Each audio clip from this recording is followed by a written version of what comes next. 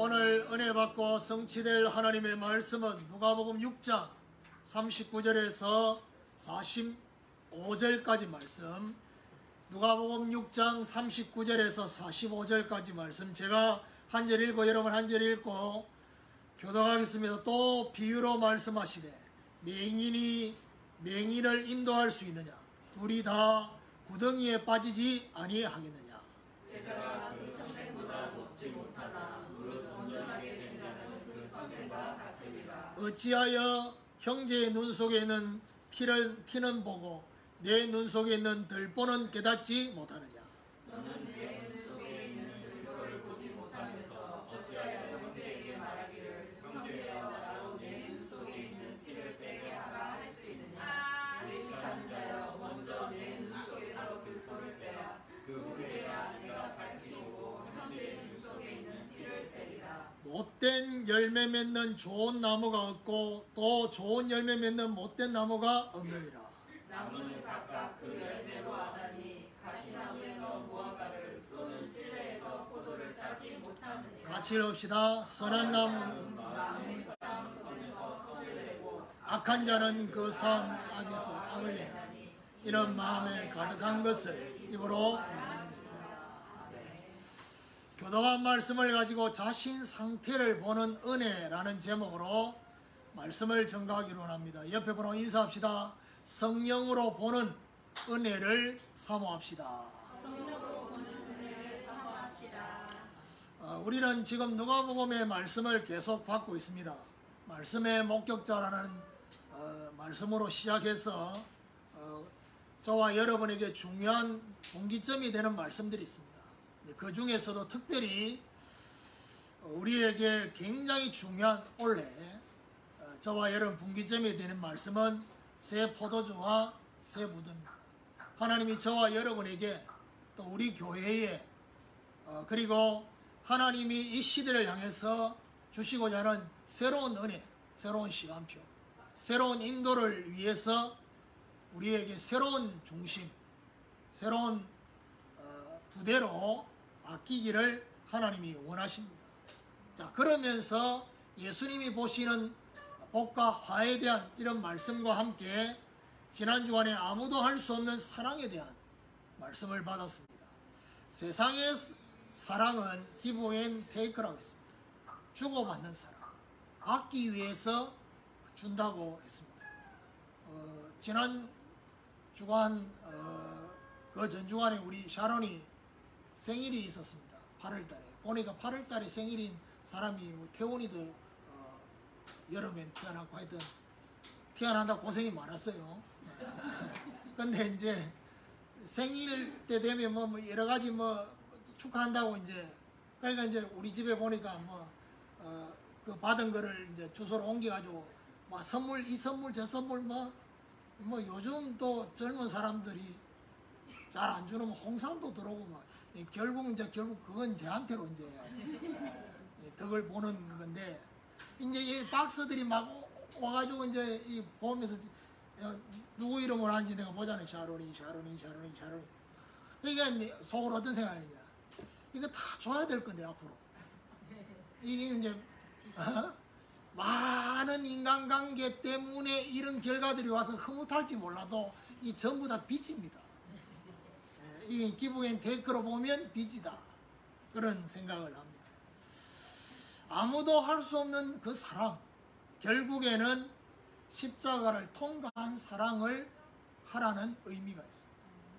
가장 먼저 저와 여러분의 심령의 십자가, 그리고 십자가를 통과해서 다른 사람을 보라는 것입니다. 십자가 앞에는 어떤 죄인도 용서받는 그 죄인 속에는 누가 들어가 있냐? 저와 여러분도 먼저 들어가 있습니다. 하나님 아버지의 자비로우심, 어느 정도로 자비로우시냐? 은혜를 전혀 모르는 자, 악한 자에게까지 하나님은 인자하셔서 기회를 주십니다. 자, 그 말씀을 하시고 난 이후에 오늘 본문에 비유로 말씀을 하시면서 맹인에 대한 얘기, 또 들보와 티에 대한 얘기, 또 나무에 대한 얘기를 하시는데 이 말씀의 공통적인 것은 뭐냐? 자신의 상태를 보는 은혜를 말합니다. 자기 자신의 상태를 보고 있냐? 그 질문을 하고 있습니다. 다른 사람의 거는 너무 잘 보는데 내 자신을 못 보고 있는 그런 모습. 자신 상태를 보는 은혜는 결국 뭐와 연결되느냐? 하나님 앞에 무릎 꿇는 것과 연결되어 있습니다. 나의 상태를 정말 사실적으로 보면 저와 여러분은 하나님 앞에 무릎 꿇을 수밖에 없는 상태임을 알게 됩니다. 하나님 은혜의 빛을 받으면 자신 상태를 보고 내 자신이 먼저 도움을 구하게 됩니다. 오늘 예수님의 말씀의 의도가 뭐냐? 다른 사람, 타인에게 도움을 주기 이전에 자신부터 은혜를 받아라. 은혜의 도움을 먼저 받아야 된다 라는 사실을 말씀을 하고 있습니다.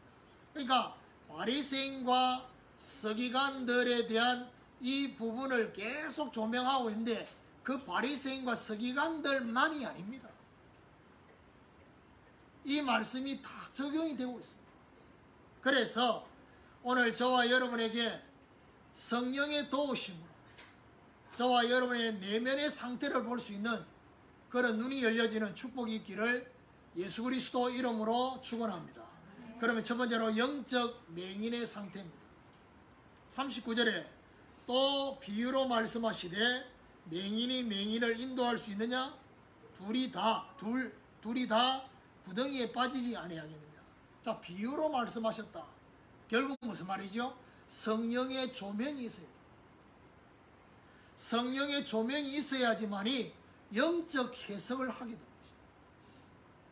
자, 그러면서 누구나 다 할 수 있는 말, 맹인이 맹인을 인도할 수 있느냐?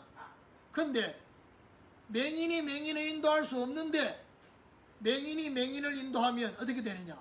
둘이 다 구덩이에 빠지게 된다는 것입니다. 문제는 뭐죠? 뒤에 맹인보다 더 큰 문제가 뭐죠? 앞에 맹인이에요. 왜요? 본인이 맹인인지를 몰라. 그게 문제예요. 맹인인지를 모르는 게 제일 큰 문제입니다.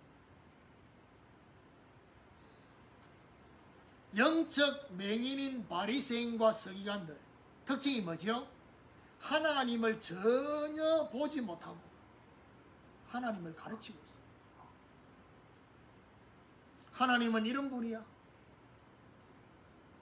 하나님은 이렇게 역사하셔 라고 하는데 문제는 뭐죠?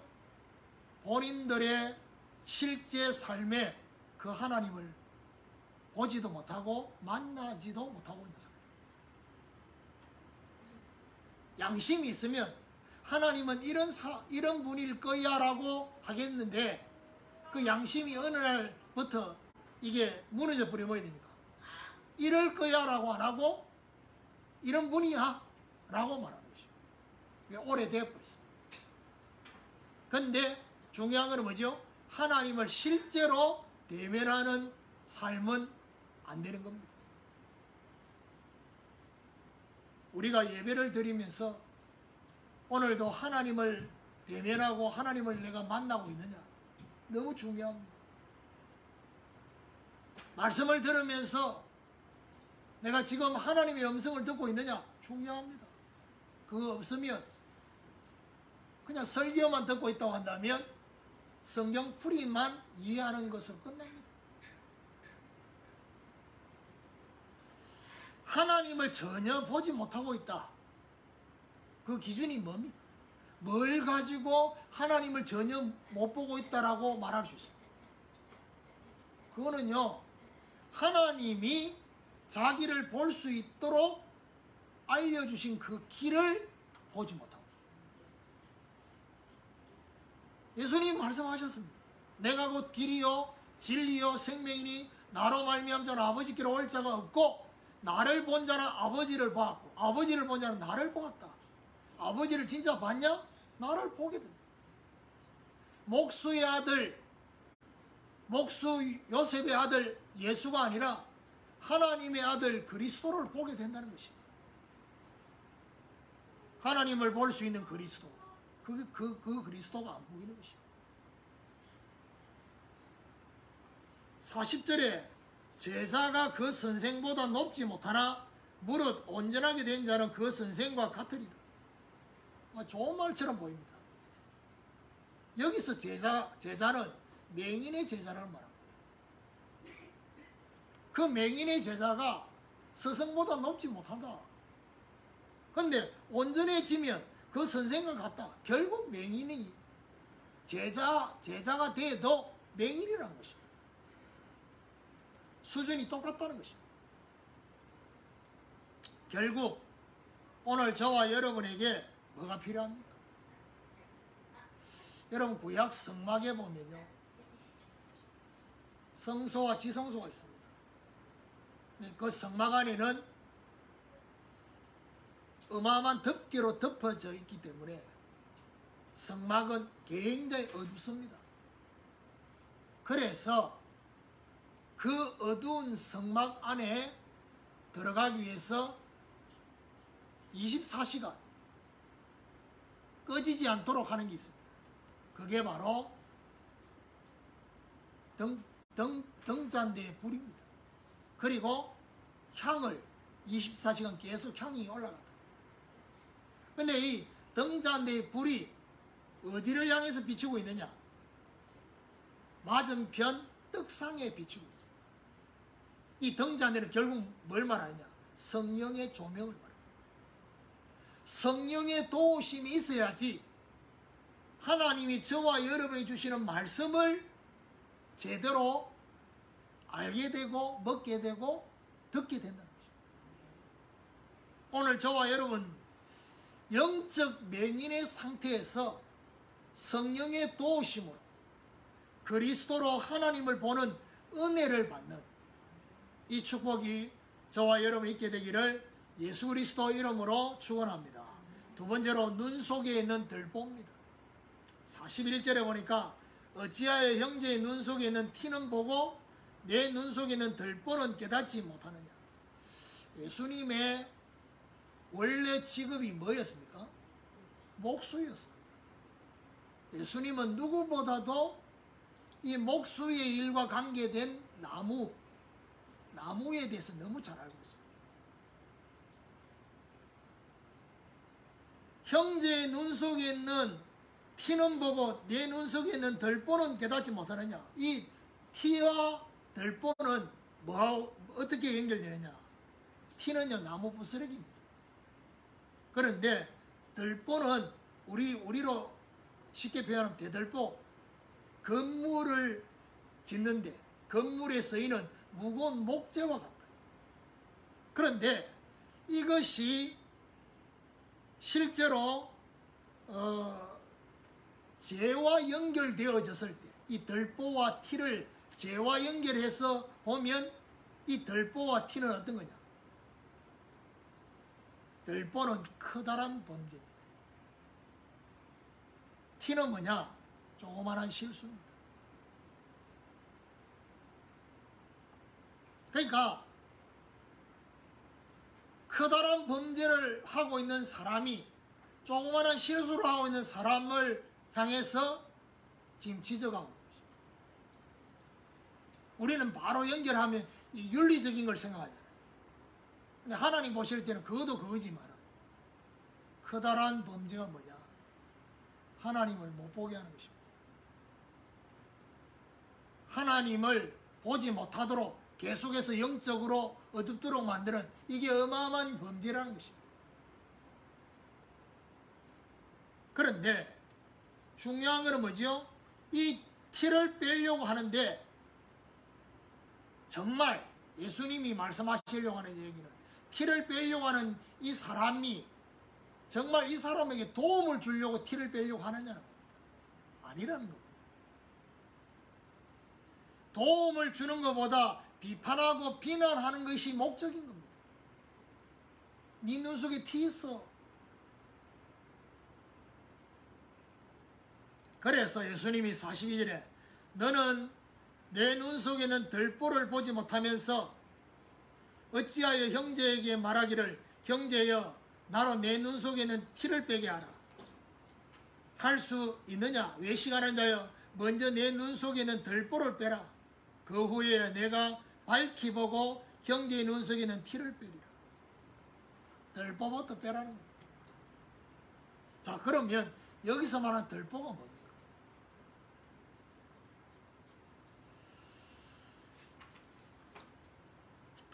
잘못된 기준입니다.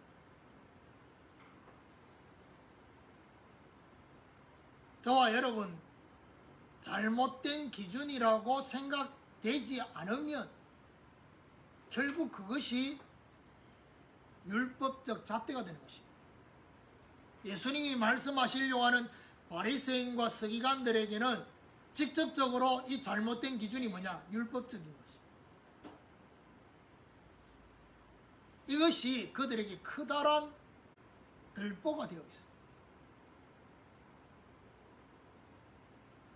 그러면 그 후에 티를 뺀다는 것은 결국 잘못된 율법적 기준이 빠져야지만이 연약하여 넘어지는 것까지도 복음으로 재조명을 할 수 있다. 재해석을 하고 재적용을 할 수 있습니다. 그래서 중요한 게 뭐죠? 들보를 뺀 증인이 되다. 부부싸움 할 때 서로 들보를 빼겠다고 서로를 향해서 막 얘기를 하잖아요. 들보를 빼면 뭐가 달라지느냐? 언어가 달라집니다. 어떤 언어로 달라지느냐? 가르치는 언어에서 들보를 뺀 증인의 언어로 바뀌는 것입니다. 그러니까 뭔 말이냐? 쉽게 얘기하면 you 메시지에서 I 메시지로 바뀌는 거예요. 상대방을 향해서 지적하는 메시지에서 이제는 내가 들보를 빼게 된 이 들보가 나를 얼마나 힘들게 했다라는 것을 간증하는 것입니다.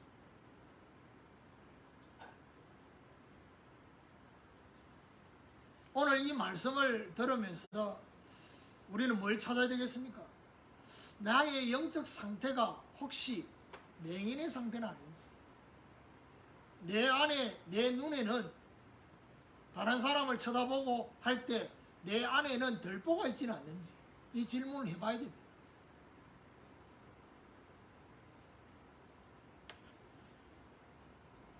그래서 이 들보가 기준이 되어 있었어요. 그게 모든 것들을 보게 됩니다. 세 번째로 열매로 아는 나무입니다. 43절에 보니까 못된 열매 맺는 좋은 나무가 없고 또 좋은 열매 맺는 못된 나무가 없느니라 했습니다. 아주 지당한 말씀이죠. 못된 열매 맺는 좋은 나무가 없다요. 좋은 열매 맺는 못된 나무가 없다고 했습니다. 그런데 결국 이 중요한 시작이 뭐냐? 좋은 나무, 못된 나무의 시작은 나중에 가보면 결국 시작은 마음입니다. 마음으로 시작합니다. 하나님은 오늘도 저와 여러분 마음의 역사하기를 원하십니다. 저와 여러분 심령에 하나님은 역사하기를 원하십니다. 내 생각의 깨달음도 중요하지만은 저와 여러분 심령의 변화가 일어나요. 내 마음에. 44절에 나무는 각각 그 열매로 하나니 가시나무에서 무화과를 또는 진리에서 포도를 따지 못하느니라. 각각의 열매로 아는 나무입니다. 무슨 말입니까? 엉뚱한 열매가 맺히지 않는다는 겁니다. 엉뚱한 열매. 사도 바울은 이런 말을 했습니다. 갈라디아 6장에 보니까 심은 대로 거두리라. 그런 말했습니다. 그런데 그 앞에 뭔 얘기를 하느냐? 스스로 속이지 말라. 무슨 말이죠? 자기 자신이 자기를 속여요. 자기 자신이 자기를 속인다? 무슨 말이죠? 내 안에 깊은 곳에는 동기가 있어요. 그걸 숨기면 숨길 수 있어요. 그런데 깊은 곳에 있는 그 동기를 다 숨기고 하나님을 위하는 것처럼 그렇게 하면 어떻게 됩니까? 자기가 자기를 속이는 것입니다. 이런 사람 많습니다. 그래서 뭐라고 말하느냐? 성령을 위하여 심으라고 했습니다. 무엇을 심느냐는 것은 그 다음 문제입니다. 굉장히 중요한 의미입니다. 복음을 심고 기도를 심고 전도와 선교와 헌신을 심는다. 그 다음입니다. 가장 근원적인 시작이 뭐냐? 누구를 위해서 심느냐는 겁니다. 무엇을 위해 심느냐? 성령을 위하여 심어라.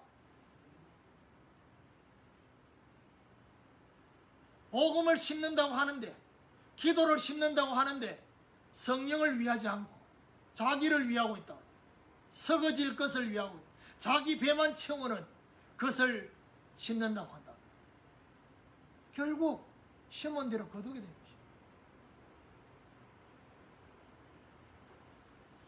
것입니다. 45절에 선한 사람은 마음에 사한 선에서 선을 내고 악한 자는 그 사한 악에서 악을 내나니 이는 마음에 가득한 것을 입으로 말합니다. 선한 사람과 악한 자, 결국 뭔 차이입니까? 마음에 사한 선과 악이 나타난다는 것입니다. 그러니까 요즘 지금 사건들이 계속해서 뉴스 보면 충격적인 사건이 계속 벌어집니다. 어느 날 갑자기가 아닙니다.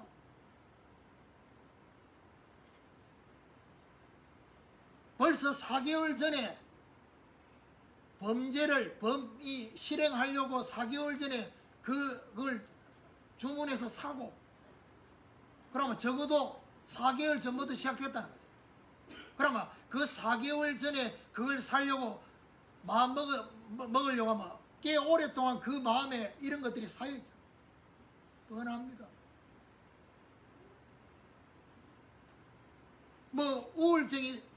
우울증 없는 사람 어디 있습니까? 다 있습니다.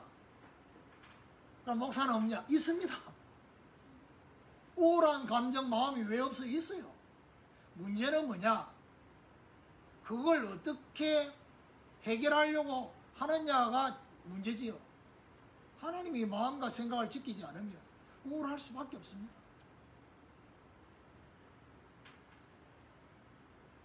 여러분, 선한 좋은 열매, 이거는 결국 어떻게 맺게 되느냐? 마음에 사한 것이 선한 열매랍니다. 마음에 사한 선. 그러면 마음에 사한 선이 뭐냐? 저와 여러분 마음에 하나님의 것으로 채워야 돼요. 그러면 어떤 열매가 나타나냐? 사람을 살리는 열매랍니다. 악한 못된 열매는 뭘 말합니까? 마음에 쌓은 흑암의 것입니다. 그러니까 분명히 아셔야 될 것이, 순간적인 실수, 사람들은 다 그렇게 표현합니다. 실수 아닙니다. 자세히 들여다보면 순간적이지 않고 계획적입니다. 대부분 사람들은 자꾸 계획적이지 않는 것처럼 그렇게 포장하려고 할 뿐이지 계획적입니다.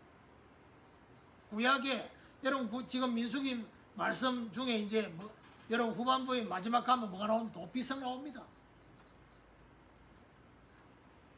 그 도피성, 가나안 땅에 들어가서 레위 지파, 레위인들을 위해서 48성읍을 만들어 주라 했습니다.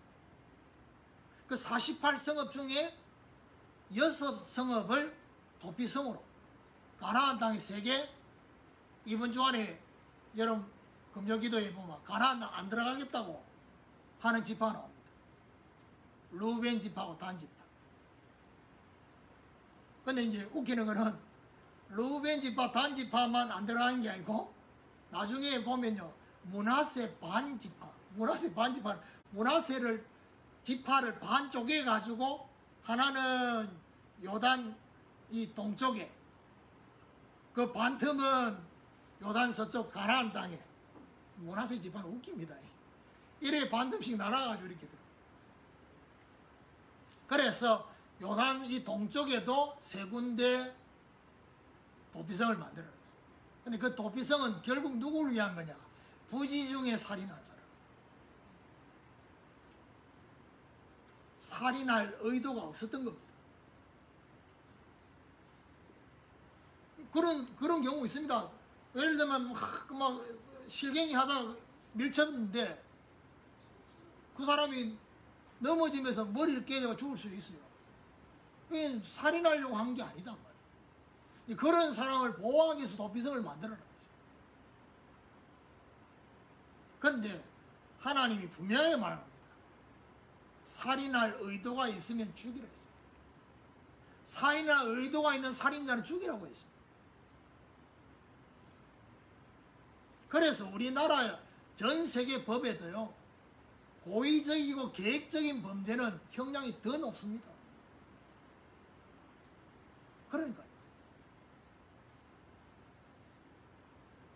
그러니까 결국 뭔 얘기를 예수님이 하고 싶으냐? 마음에 쌓은 것이 악이다. 오랫동안 진행이 됐어요.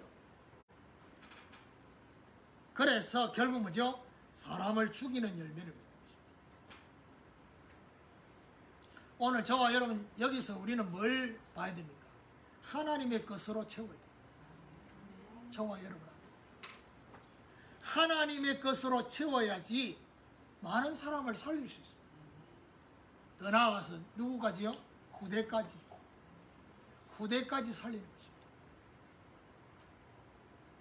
이런 중요한 축복이 저와 여러분이 있게 되기를 예수 그리스도 이름으로 축원합니다. 결론입니다. 자신 상태를 보는 은혜를 적용해 봅시다. 보통 제가 제목을 잡으면 그 본문에서 뭔가를 이렇게 한 지난 주간도 그렇고 이번 주간도 그렇고 예를 들면 맹인, 들보 이런 걸 가지고 제목을 잡을 수 있잖아요. 그런데 이 부분을 계속 묵상하면서 하나님 저한테 주신 은혜가 뭐냐? 결국 내가 맹인인지를 모르고 있는 거, 내가 지금 들보 때문에 제대로 못 보고 있는데 보긴 봐도, 그래서 우리에게 진짜 필요한 은혜가 뭐냐? 내 자신의 내면을, 자신의 상태를 볼 수 있는 이 은혜가 너무 중요한 은혜다.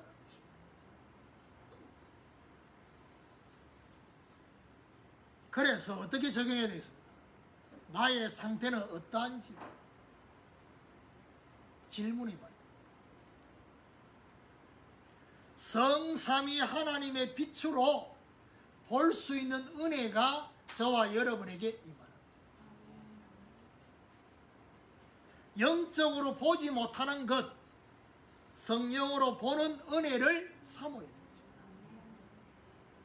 잘못된 기준인 들보,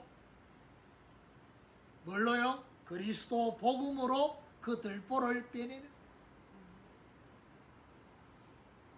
자, 아까 메시지 하면 잠깐 얘기했는데 들보를 뺀 정인이 뭐냐? 여러분 여기 중요한 건 정인이 아닙니다. 들보를 뺀 정인입니다. 정인이라고 하면 자꾸 정인의 언어를 쓰면 될 것처럼 말하는데 여기서 포인트는 들보를 뺀 정인이 되라는 겁니다. 여러분 우리가 감정이라고 하면서 어떤 감정을 많이 합니까? 나는 지난주에 어떻게 살았고, 어떻게 성경을 읽고, 어떻게 기도하고, 어떻게 나의 이 영적 상태를 유지하고, 이런 간증을 할 수 있습니다. 간증 아닙니다. 간증은요, 하나님이 역사하신 것을 말합니다. 기도를 너무 안 하니까 그나마 조금 기도한 게 어떤 면에서는 간증처럼 보일 수 있어요. 말씀을 너무 안 읽으니까 말씀을 읽으면 읽는 자체가 간증이 될 수 있습니다. 그런데 진짜 의미는 말씀과 기도와 중요한 우리의 부분에 하나님이 주신 그 은혜가 더 강조되고,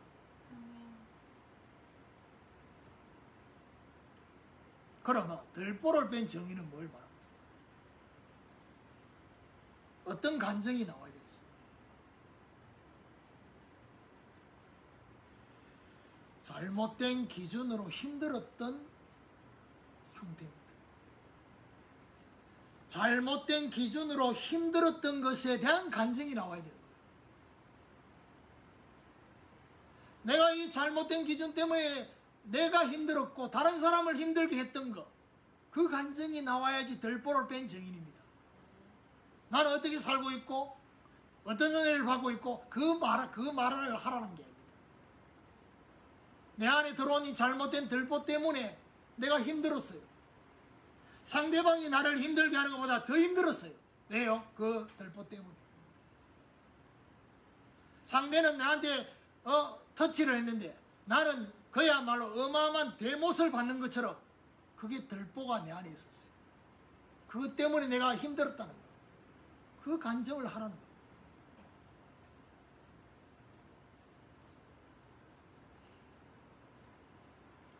힘들었던 것이 다른 사람 때문에 힘든 게 아니고 내 안에 들어와 있는 그 들보 때문에 힘들었던 거예요.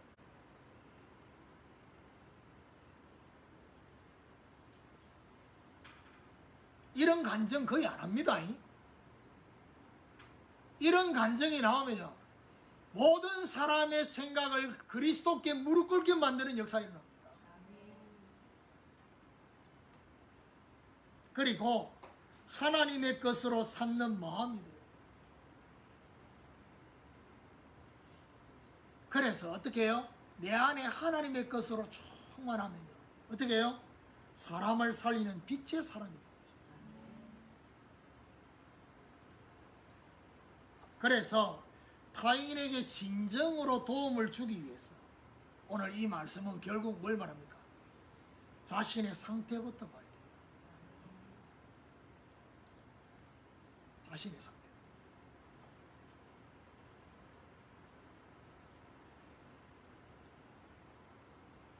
그러니까 예수님이 비유로 하신 이 말씀이 우리에게 너무 중요하게 전달되는 부분입니다. 다른 사람한테 도움을 주려고 하는 그것 때문에 가르치고 그 도움의 자리에 서는 것, 그것 때문에 내가 뭔가 정체성을 찾는 것고 좋습니다. 그런데 그거 이전에 나는 정말 그 상대방에 있는 티를 빼기 이전에 내가 먼저 들보를 뺀 이 어마어마한 감사와 감격이 있는 그 정인으로 서라는 것입니다.